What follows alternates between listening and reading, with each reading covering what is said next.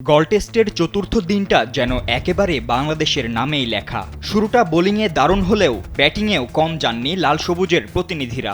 যদিও শুরুতে দাপট দেখাচ্ছিলেন লঙ্কান ব্যাটাররা, তবে নাইমের ফাইফার আর সাদমান শান্তর দায়িত্বশীল ব্যাটিংয়ে আবারও টাইগারদের নিয়ন্ত্রণে চালকের আসনটা।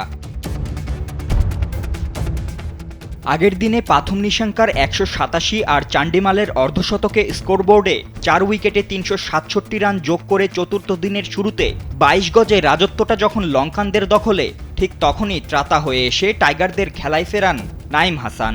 দুর্দান্ত ফাইফারে ধস নামান লঙ্কান শিবিরে। পরে নাইমের সঙ্গে যোগ দেন হাসান মাহমুদও। ৩ উইকেট তুলে লঙ্কানদের গুটিয়ে দেন ৪৮৫ রানে। বাংলাদেশ অবিশ্বাস্য লিড পায় ১০ রানের। স্যান্ডেলিনা সো, রূপচর্চায় আভিজাত্য। তবে দ্বিতীয় ইনিংসে ব্যাট হাতে শুরুটা মোটেও সুখকর ছিল না বাংলাদেশের জন্য। আরও একবার হতাশ করেছেন ওপেনার এনামুল হক বিজয়। মাত্র ৪ রান করে ফিরে যান সাজঘরে। তবে এক প্রান্ত আগলে রাখেন সাদমান ইসলাম। মুমিনুলের সঙ্গে গড়েন ছোট্ট জুটি। এরপর মুমিনুল ফিরে গেলে শান্তকে সঙ্গে নিয়ে এগোতে থাকেন বড় লিডের পথে। তুলে নেন নিজের ক্যারিয়ারের ষষ্ঠ 50, এমনকি এগোচ্ছিলেন তৃতীয় সেঞ্চুরির পথেও। কিন্তু মিলান রত্নায়কের ডেলিভারিতে এলবিডব্লিউ হয়ে থেমে যান ৭৬ রানে।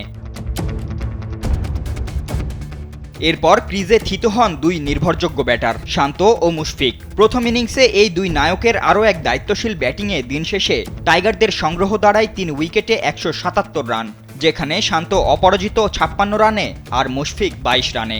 দুইজনের এই জুটিতে এসেছে ৪৯ রানের মূল্যবান অবদান। লিড বেড়ে দাঁড়িয়েছে ১৮৭ রানে। সবার চোখ এখন পঞ্চম দিনের দিকে।